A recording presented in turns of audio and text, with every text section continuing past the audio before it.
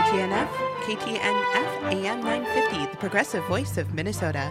Good morning to all of you joining us locally by radio and streaming online. We appreciate you tuning in. Today is Sunday, January 14th, 2018, and I'm your host, Hertzie Hertz.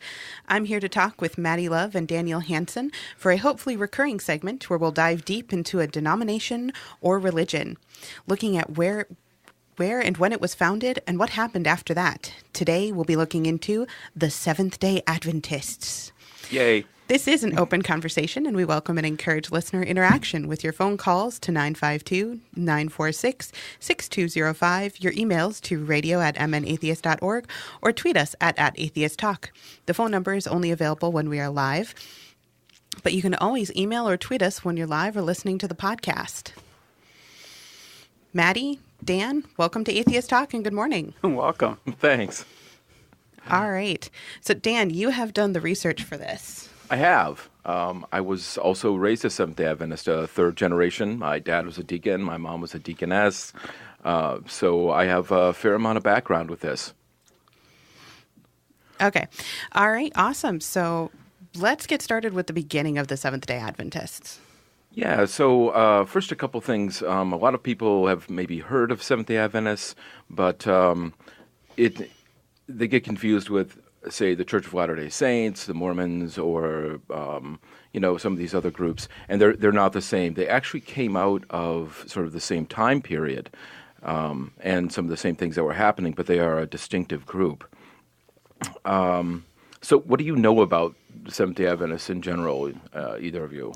Or what do you think you know? Apparently, they have a thing about 7 days. Yes. I'm guessing this is not having to do with the ring. And it's advantageous or something? Exactly. Oh, I know that John Kellogg was one. Yes, he was an early one, although there was a schism, because if you have a religion, you have to have a schism at some point. The Adventism part is that denotes that they believe that the end of the world is drawing near. So that's where that comes from. And the seventh... Any day now. Any day. Well, almost there. Multiple days are named. We'll talk about that in a second. And the seventh day part is they believe that the Sabbath is on Saturday and go from sundown to sundown, just like the Jewish people do. So, from sundown on Friday till sundown on Saturday, that's the Sabbath day. And you don't traditionally, like when I grew up, like you didn't buy anything, you didn't watch TV, you didn't, work, you didn't do anything like that. Preferably, you'd have already made up your food for the day, etc. So that could you use a microwave? Yeah, you can. You can do these things, but you really want to keep it to a minimal so that you can spend your time thinking about, Jesus and stuff. So that's, music, you wouldn't want to listen to probably contemporary music. Classical was fine, which is where I got a little bit of my love for classical music. So see, it all works out okay. Silver lining. Silver lining. There we go. They're also vegetarian in general. That's not an absolute, and I think it's gotten shakier since I was SDA, many years ago. But traditionally, that's another thing. I didn't eat meat until I was 18, so that's another thing. There's 25 million of them around the world, and they're one of the faster growing religions. But most of those are not in America. Most of them are spread throughout the world. I think I forget the numbers on America, but they're actually pretty small. Is there like if in poorer countries is there more, in richer countries fewer? It really varies. Like there's a lot of them in South Korea, and then there's a lot of them that they do outreach like in the in Africa and a lot of the poor nations also. Yeah, so that's just been an ongoing thing for a long time. So let's get back to the actual start. Oh, yeah. So, okay. So when did this start? Well, we have to go back to the 1840s. And that sounds like a great time. It was a great time if you were in religion because, let me tell you, there was something called the Second Great Awakening. The First Great Awakening was like in the 1730s and 1740s. The Second Great Awakening happened in the early to mid 1840s. And a lot of it happened in the western and central regions of New York. And this was actually got the name of the burned over district, because there were so many different religions that were going through and converting people that Charles Finney, the father of American revivalism, said that basically they didn't have any more fuel, unconverted people, to convert. There was just everybody was at least one religion at that point. And there were huge camp meetings and things like that. And the two biggest ones that come out of this were the Mormons and the Millerites. And William Miller was an interesting guy. He did a lot of research and concluded that he had figured out pretty much when Jesus was coming back. Oh, he figured it out? Yeah. So when was it? You missed it, right? Miller time. Well, it was going to happen between March 21st, 1843, and March 21st, 1844. And, we missed that by a mile. Yeah, there were tons and tons of people that bought into this, etc. And guess what happened on March 21st, 1844? Ooh. Hurts? Ooh. Nothing. Suicide? Well, there were a lot of people that were disappointed. Okay, so how is that different than normal? Well, I'd be disappointed if I was in the It was a 1840s minor too. disappointment, because what they did was they sat and thought about this, and they're like, okay, you know what? We probably figured this out wrong because Jesus didn't show up. So they figured out that they had been using the wrong calendar. Okay, Yes. so when was Jesus actually coming back then? Well, they'd been using the rabbinic calendar, and they were supposed to be using the Karatai. I'm sorry, slaughtered that, Jewish calendar. And so they figured out that it's actually going to be April 18, 1844. Shortly after April 18, 1844, they figured that they had once again made a mistake, and this time they had it for sure. This was October 22nd, 1844. Really, this time. Really? Really. Now, the Millerites had somewhere around 100,000 people there. So the massive camp meetings and just, a really, really strong following here. You got to remember the population was a lot less back then, too. This was huge. So October, I'm going to give a little hint to what's going to happen, okay? October 22nd, 1844 became known historically as the Great Disappointment. I thought he was really going to come this time. Right, okay. So people were so sure that this was right that a lot of them, like the farmers, didn't bother to take in their crops at the end of the year. People quit their jobs. They sold all their possessions. They broke off ties with their families. They did all this stuff because they were so sure. They went up on hilltops and mountaintops to be closer to Jesus when he showed up. Then they wouldn't have as long a trip, I guess, or whatever. This is kind of reminding me, because wasn't there one like on October 21st a few years ago? The Harold Camping one. Yeah. Yeah. And then I heard about people quitting their jobs and stuff, or spending all their savings, and I'm looking going, It's actually rational. Like, if you really honestly, truly think the world's about to end, shouldn't you? Why would you spend all the time day? getting in the crops and everything? Right. I mean, you don't need it. Right. Where are you going to leave it for? The sinners that are being left behind? They've not gonna already be there. had two things that didn't happen. Oh, I didn't say believing in it was rational. I said Okay. if you believe in Point. it, then it's But logically they worked consistent. it out this time. They knew their mistakes. It's like when you do a math problem, you get it wrong. You're like, Right. oh, I forgot to carry the one. This time it's right. And how many more Jewish calendars did they have to fall back on? Right. For this Well, one didn't work? not a It had to be lot. this one. So there was instances of violence. Millerite church was burned in Ithaca. There were churches that were vandalized. A mob attacked a congregation with clubs and knives. There was a group that was tarred and feathered. There were shootings. This was a big deal. And if you had basically done something like that too, you'd thrown away your entire life because you believed this and you found out it was wrong. You might be angry too. I'm not saying you should be violent about it, but I kind of get it, Yeah, you're not condoning it. You just understand. Right. So out of the Millerite movement came something like a dozen different groups. And I can't remember them. I don't have them written down here, but you'd recognize some of the names. One of the biggest ones was the Seventh Day Adventist, because they figured, okay, well, something had to happen, obviously. I mean, right? I mean, we couldn't just have made this up and just right. So something had to happen, and so they came up with well, they changed themselves to the name of Adventists and taught that those expectations have been fulfilled in another way, and that what had happened was Jesus had entered the most holy place of heaven and was now doing an investigative judgment of the world.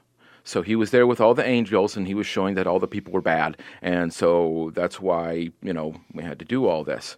So if you were saved on that day, you were good. If you weren't, it was bad. It was too late. You couldn't do anything about it. So can anybody see a problem with this? Well, I'm just wondering why Jesus is doing his own paperwork. I work in an office environment and such, and this just sounds like a lot of bureaucracy. That's why we're still here. It takes a lot of work, okay? And I'm picturing the I Love Lucy episode with the chocolates, but the souls are the chocolates, and Jesus is trying to stuff them everywhere because he keeps getting more. That actually leads right into one of the big problems, because people kept having babies. And what do you do about the babies? Now, SDAs don't believe in hell. They believe, the Bible talks about it being like a sleep, and that's what it is. You just basically go to sleep, and there's no hell, and that's it. But still, there's big questions. Like, this baby is born. It's not going to heaven. Yeah, and it's not like the baby's going to let you sleep. So what do you do about this, right? So they kind of kicked around for a while, and after, yeah, it looks like we are going to have to go figure out what happens after the break. Yes, cliffhanger. What do you do about that? What do you do with the babies?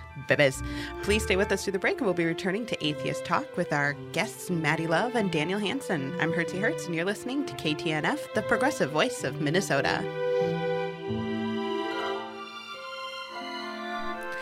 Welcome back to AM 950 KTNF, the progressive voice of Minnesota. You're tuned in to Atheist Talk, and I'm your host, Hertzie Hertz, in studio talking with Maddie Love and Daniel Henson about the history of the Seventh Day Adventists. Before we get back, however, I want to remind everyone listening live that immediately following the program, you can listen to American Atheist Viewpoint, an official production from American Atheists.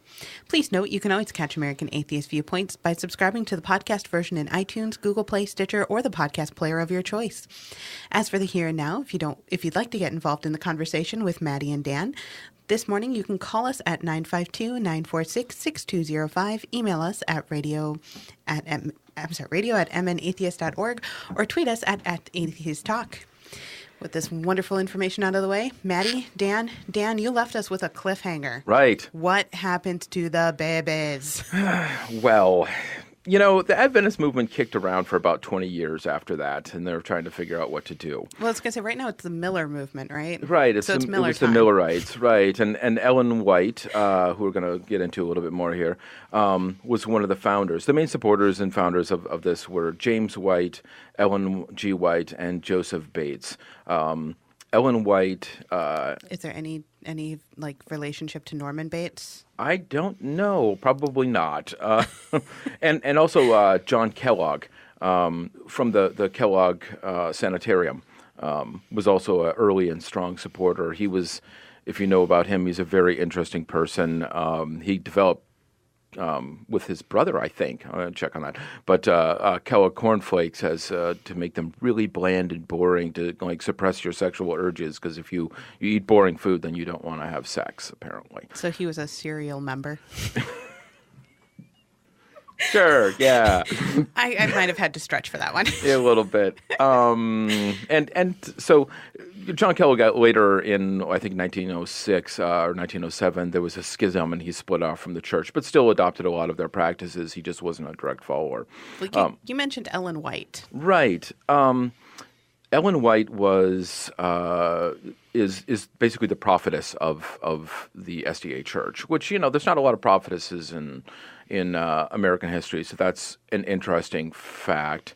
When she was 9 years old, she was being chased by another girl, and the girl threw a rock at her. Ellen, whose name was Harmon at the time, happened to turn at the wrong time, and the rock hit her in the parietal area by the eye socket, and she blacked out, and then she woke up in a heck of a throw. in a local store that somebody had. They'd taken her in, and they thought maybe she'd be okay. So she got up and started to walk home, and immediately passed out, and then went into a coma for 3 weeks. Now remember, this is the 1800s. 3 weeks in a coma. They didn't have IV bags. They didn't have anything like that. They didn't fix her face up because they didn't think there was any point. She's going to die. Miraculously, she lived, and she came out of this. But she always had a lot of health problems and things like that. There is a lot of people that believe that, like, this might have been this brain injury. Because I mean, if you're in a coma for 3 weeks from getting hit in the head, it's a brain injury. That this might have had something to do with the fact that she started having visions and stuff. Not too long after that,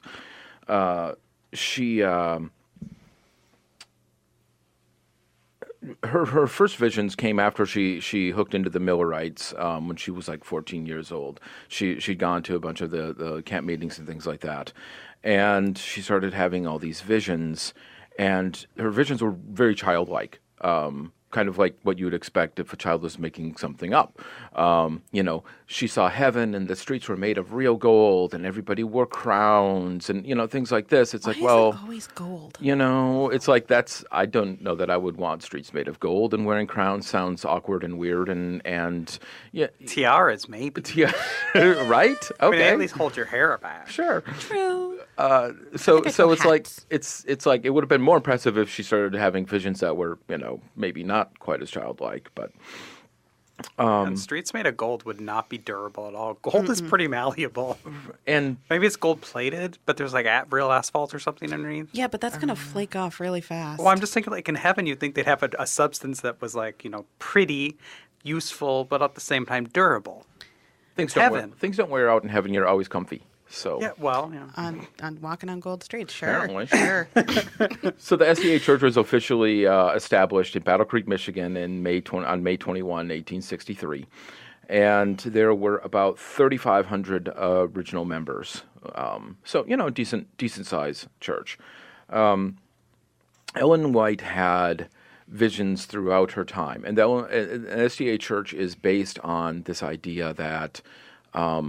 The Bible comes first and foremost. That's where they get they'll tell you always that's where they, everything comes from. And then Ellen White is like supplemental.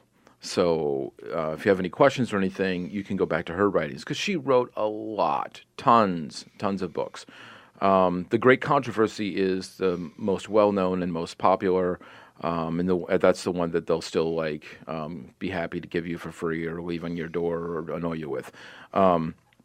In some way, shape, or form. And it talks all about the great controversy between Satan and Jesus, and how Satan was thrown out of heaven, and she goes into all the particulars and stuff. So some of the problems are that a lot of her visions were just wrong, demonstrably wrong, and that she plagiarized a lot of stuff. Now, SDAs today will tell you, it's like, well, plagiarism really wasn't a thing back in the 1840s. Nobody cared. There are portions of the Bible that say not to plagiarize. Okay, it's nobody's ever liked plagiarizing. Plato, no, don't. They would be happy to tell you. It's like, you can't. I wrote that. You can't just act like you came up with that. That's wrong. So, anyways, so here's a few interesting things that she claimed. Excessive seeing is a sin. Can you define that? Yeah. What is excessive seeing? Probably not.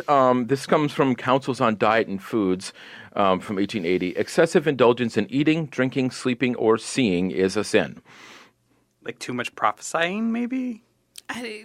Which is what she's known for, so that would be ironic. I'm like looking at food too long, or looking at people too long. Maybe she didn't. Well, lust is a sin. Yeah. I mean, obviously. No, we'll get into that. Okay, gosh. Oh my. The rest of it doesn't make sense. No, piano tuners will probably go insane. What? Is that too much seeing? This is, again, from letters. No, that's too much hearing. In many cases, I've advised out-of-door work for piano tuners, telling them that unless they change their business, they would have to deal with insanity. Okay. That sounds like somebody who's insane trying to tell a rational mostly rational person something. Well, have we done studies? That's what I want to know. Always a skeptic. Right.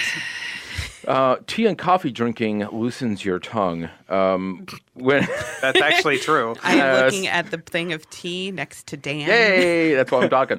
And the one next to me. Maddie, what are you drinking? What is I'm in drinking that, Maddie? coffee, but without the coffee, I would have been. It loosened my tongue because I would have been like, it's morning. See, the problem, she says, is when these users get together for social entertainment, the effects of this pernicious habit are manifest. All partake freely of their favorite beverages, and it stimulates their influence, and their tongues are loosened, and they talk of others. And we're going to have to leave it at that, but we will return shortly. Thank you for listening for Atheist Talk on KTNF, AM 950, the progressive voice of Minnesota.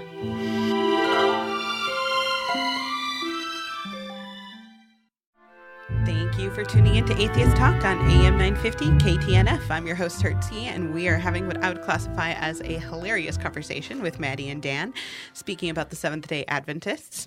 Before we continue with this conversation, which will be our final segment with Maddie and Dan, there's a bit of housekeeping I need to attend to. Atheist Talk is produced with funding from Minnesota Atheists and Cucumbers Restaurant in Edina, Minnesota. Please consider visiting our sponsors, and if you do, let them know that you appreciate their support of Atheist Talk. If you'd like to advertise on the program and help keep us on the air, please contact us at radio@mnatheist.org. I also want to note our dedicated group of volunteers and the generous donations of you, our listeners. You help keep Atheist Talk on the air and in podcast form. I also want to note our donors this week, Cindy, a sustaining donor, and our new patrons, Matthew and Art. Thank you very much. If you're able to help with the donation, please consider doing so at our Radio Fund page or at our Patreon at www.patreon.com/atheisttalk. Minnesota Atheists is a 501c3 tax-deductible organization, and we couldn't do this show without you, and we deeply appreciate your support. Music for Atheist Talk is by composer and member Michael Davis, and is used permission. Please note all opinions are of the guests and hosts only and do not necessarily reflect those of Minnesota Atheists as an organization. As always, check out the Minnesota Atheist website for podcasts of previous programs. You can also browse articles, book reviews, and peruse the calendars of upcoming events. You can sign up for the Atheist Weekly email. This will give you links to upcoming events. Like we have one next week where a recurring guest, Marissa Alexa McCool, will be speaking at our business meeting. Yay. Should be super awesome. I know I will be there. Ditto. It's a great way to stay connected with the community, and we have tons of activities all around the Twin Cities and the outlying suburbs. If you enjoy the show and all that Minnesota Atheists has to offer, consider becoming a member of Minnesota Atheists. Membership has some great perks, and check out the website for how and what. With all that relevant and useful information out of the way, let's get back to our conversation with Maddie Love and Daniel Hansen. And Daniel, you are listing off the things that Ellen White was speaking. Prophesizing beliefs that she had that God had shown her. Like tea was bad. That's kind of a Mormon thing too. Interesting. Yeah, the anti-caffeine thing. Traditionally, SDAs don't drink caffeine. So is herbal tea okay then? Yeah, that's fine because apparently that doesn't make you talk. So it's that caffeine. It's that stimulant. SDAs traditionally they don't drink alcohol. They don't drink caffeine. They're vegetarian. They don't dance, all these things. And so actually they have a very large health system, Loma Linda, et cetera, and their health system is well known of being really good. Adventists in general, because they lead such clean lives, live almost 10 years longer than the average American. So not worth giving up my bacon. Yeah, or dancing or whatever. I don't know. Not to mention, which 10 years am I getting rid of here? Yeah, let's be honest. Or the nursing home type or 10 years. I'm guessing the nursing home type, so I'm okay with more bacon. That and I could adopt these healthy living lifestyles and not adopt the weird. Do that, yeah. Actually, you can just do that. So, actually, like if you Morningstar patties, Morningstar stuff like that, that's all from SDAs. That all started there. Yeah, we'll move past that quickly. There's a couple things I want to hit here. Also, a couple of beliefs. She said in the Gospel Herald, which was the publication I think still is of the SDAs in 1901, that we wouldn't have to worry about color lines in heaven because once we went to heaven, everyone would become white. So she saw that. There's that. So we're all going to turn into very vampires? White. Very white. So sort of like the Mormon thing with that. This was when again? 1840? 1901. 1901. Was when she said this. Oh. Yeah. Wonder where she got those ideas. I can't imagine. No. So I want to tell you about like one of the visions that she had. She was trying to get. This was before Elder Bates came in and with them, and so she invited them over along with her husband and a couple other people, and she went into a vision. And this is called her astronomy vision, and God took her flying through the solar system, and she stood there and made flying motions, according to the reports, and she would say things like, "I see a planet, and it has 4 moons," and Elder Bates said, she's viewing Jupiter, because at that time we thought that Jupiter had 4 moons. Actually, Jupiter has 69 moons that we're aware of now, but, that was, the thing. And then she saw another planet that had rings and belts, and she saw 8 moons, and Elder Bates said, she's describing Saturn. Saturn, we know, has at least 62 moons now, but again, that was the knowledge back then. And so Elder Bates was fully convinced by this, of course, that the vision was real. Almost as if she had been fed this information beforehand. Like she just had the knowledge of the day. I was just really hoping she saw Uranus. If she would have said, Jupiter has 69 moons, everyone would have laughed, and then now we'd be like, it does have 69 moons. Wow, okay, that's a little freaky. Then I would have been. Wow, it's like prophecy that's demonstrably true after the fact. That would have. Oh, that would have been really good, right? Yeah. And then there was another prophecy, the last one, about she prophesied that one of the people that had been sent to Australia, which was one of the places that they were kind of branching into, she had told this gentleman that was working for her not to buy some land. She had said that. Then she said that she had a prophecy that he was buying the land and that this was really bad, blah, blah, blah, blah, blah. Well, it turns out that the newspaper down there had actually incorrectly stated that he was buying the land and that he had never intended to. But, of course, it kind of looks like she might have picked up the paper on that, read that, and then had a prophecy, and then... So her prophecies are kind of like Trump's tweets. He watches Fox News. Less crass. Right. Just as racist. Right. So, okay, when I was growing up, I want to touch on this Seventh Day Adventist, this thing with Saturday, because it's hugely important to them. All right, they believe it's really what defines them from the rest of the world, and most of them. When I grew up, I was taught that the Antichrist, when he comes, will be the Pope, and they believe that the whole world will come together as one government, which seems tricky since we can't even stand to sit next to each other usually. I was going to say, this is sounding like a lot of Christian movies I've heard certain people make fun of. This is where it all comes from. This is the origins. A lot of people don't know this comes from Seventh Day Adventism. They're young Earth creationists. They believe the Earth is like 6,000 to 10,000 years old. They believe in a Noahic flood. But let's go back to the one government. Oh yeah, so it's all going to become one government, and everyone's going to be forced to go to church on Sunday. But they won't, because they have the truth. And because of this, they will be outcast and hunted down. And so they will be hunted into the hills, and just at the last moment, then right before they're all killed and stuff, then Jesus will come and take them off into heaven. Not 1844, though. Persecution complex? Check. Yes, indeed. So that's... it didn't happen so much when I was a kid, but my older brothers, they would do little test things in the schools, kind of like you would have with nuclear bombs or whatever. It's like, okay, what would you do if somebody came in and, blah, blah, blah, blah, sort of thing. So it's a little freaky like that. All of those movies that god-awful movies make fun of make so much more sense in a terrifying way. They all come from there. Too bad they don't listen to our show. Here's I told you about the health message. Here's the other one good thing about the SDA movement, though. Because of this, they don't trust the government at all. They won't take any money from the government because it would behold them. All right? They are hugely into separation of church and state for obvious reasons. Their lawyers are often will work with like Freedom from Religion Foundation, FFRF, because they are fighting. And so it's like, well, that's great, actually. You know, I'm all about that. There's a silver lining. There's another silver lining, right. At the same time, we do have to suffer through them having ability to make all of those terrible movies. Yeah. But I don't have to watch those. True. Except for you might at one point. But I'm getting recompense. I'm getting bread out of that. There is a movie. I did not say I would make you bread for this. I mean, if you ask really nicely, maybe. The Great Flood sort of thing. That had pretty much been debunked, a long time ago, and everybody had given up on that.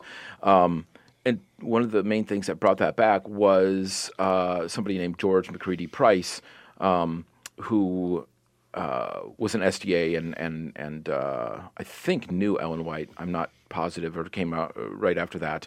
And he did a lot of the biblical geography sort of thing, showing that, supposedly the earth was in a flood and stuff like that. That's kind of what brought all of the flood belief back also. So there's actually a lot of the things, some of the crazier things, honestly, that you like wonder where some of this came from. It's from this really small denomination. How did they get the pull to get all this stuff back? I don't know, honestly. It's the right people in the right place. I mean, Ben Carson, right? I told you about their medical ability. Well, Ben Carson, for all of his other flaws, was an amazing neurosurgeon. I don't know. I guess they do have a few strengths here and there, but we can judge the quality of their religious beliefs on one aspect. But right. That doesn't mean that they are bad people or stupid people or not industrious people. Oh yeah, and I'll tell you, as a former SDA, most of my family are SDA, and some of them are the most amazingly wonderful, kind, generous people you'll ever meet. They donate their time. They help people like few people I've ever met in my life. So I'm not sitting here in judgment on Seventh Day Adventists as people. I'm just laying down kind of where SDAism came from and some of the more crazy stuff, because there's a lot of it that I haven't touched on. We may have to do this again. Yeah. So don't make this into something that I'm sitting here like tearing into everybody who has these beliefs. I think some of the beliefs are a little crazy, and this is facts. I'm not making this up. No, I was going to say we can respect the people as people, but we can also look at what they look at as true and go, that's not right. We can love the sinner and hate the sin. Exactly. Right? They also by the way, they're Trinitarians. If you're curious about that, they do believe in the Godhead, the three as one and the one as three and all that sort of thing. They believe in full baptism. Interestingly, as an adult, preferably 12 and over, because they don't believe if you're a child you can make a decision on something like that. So there's all this stuff like I was an evangelical fundy. A lot of these are the same beliefs I had, not minus the health stuff, minus the Saturday instead of Sunday. Yeah. But a lot of like 7-day creation, full flood, all that stuff. Yep. That was us. I grew up Catholic, so... Oh, so you were following the Antichrist. Yeah. Good job. Thanks, Hertz. But we also believed the Pope was going to be the Antichrist. Did you? Yeah. That's the Left Behind books. I mean, it's not the Pope. Oh, yeah, that was... But the guy that steps in to be is essentially like the Pope. Yeah. Right. So I followed the Antichrist and then also, did cannibalism.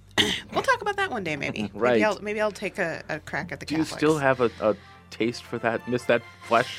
No. Okay. No, but thank you for tuning into Atheist Talk. We'd love for you to join us again next Sunday, which should be another exciting episode. Have a wonderful weekend, everybody. Bye.